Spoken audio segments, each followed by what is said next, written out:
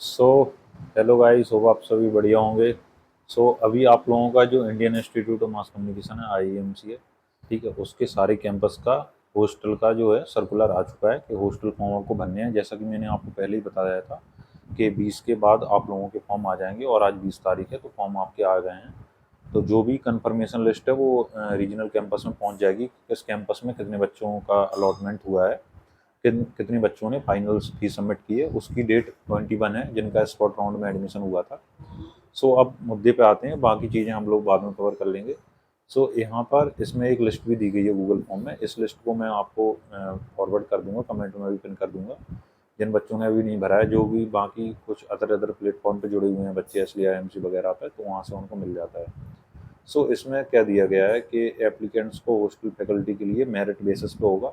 Basically जो first year के बच्चे हैं उनको उनके CUET PG में जो भी मार्क्स थे, उनकी जो ओपन कैटेगरी की रैंक थी और सब कैटेगरी रैंक थी, उस हिसाब से मिलेगा। और जो उनका रिजर्वेशन है, जैसे OBC के 27% रहता है, SC ST का 15% रहता है, 5% रहता है, वो उसी हिसाब से रहता है। जनरल का कोई भी रिजर्वेशन नहीं रहता है, तो उस हिसाब से कैटेगरी रिजर्वेशन भी लगेगा और मार्क्स के बेसिस पे भी आपको हॉस्टल दिया जाएगा। और एक चीज़ इसमें और मैटर करती है कि आपकी डिस्टेंस को भी देखा जाता है, क्योंकि ये फॉर्म में मांगा है और एड्रेस प्रूफ भी आपसे मांगा है कि आपका हॉस्टल कितने दूर है, उस बेसिस पे आपको दिया जाए। इसमें जो पहला ऑप्शन है वो लिंक वाला है, लिंक वाला आप लोग देख सकते हो।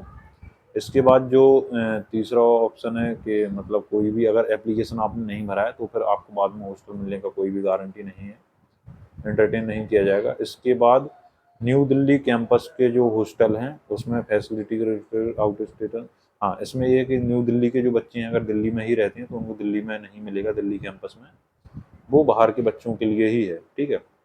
ये चौथा ऑप्शन है। इसमें पॉइंट दिया गया। पांचवें में क्या दिया गया, एप्लीकेशन में, हाँ, कास्ट प्रूफ भी देखना देना है आपको। जैसे अगर आप OBC NCL में आते हो, क्रीमी लेयर में आते हो, या फिर आपका EWS है, या फिर अदर कैटेगरी है, तो उसमें आपको अपना सर्टिफिकेट इसमें जरूर देना पड़ेगा, वो मैंडेटरी है।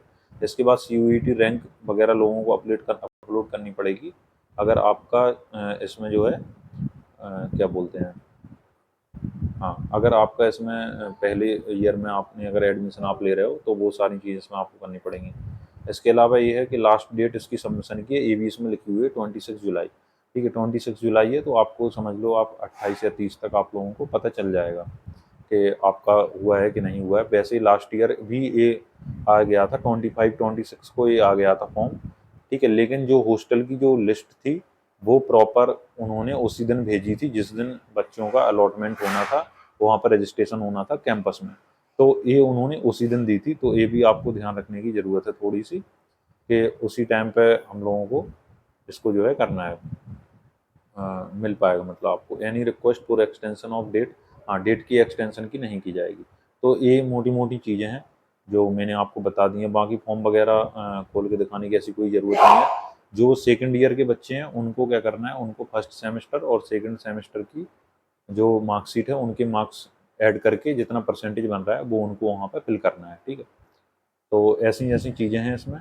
बाकी हॉस्टल किस बेसिस पे मिलेगा वो मैंने आपको बता दिया है। IMC जम्मू का एक डेडिकेटेड वीडियो मैं बना दूंगा, ठीक है, कि कितनी सीटें हैं, क्या हिसाब किताब बैठ रहा है, ठीक है। तो उसके लिए आप बने रहिए।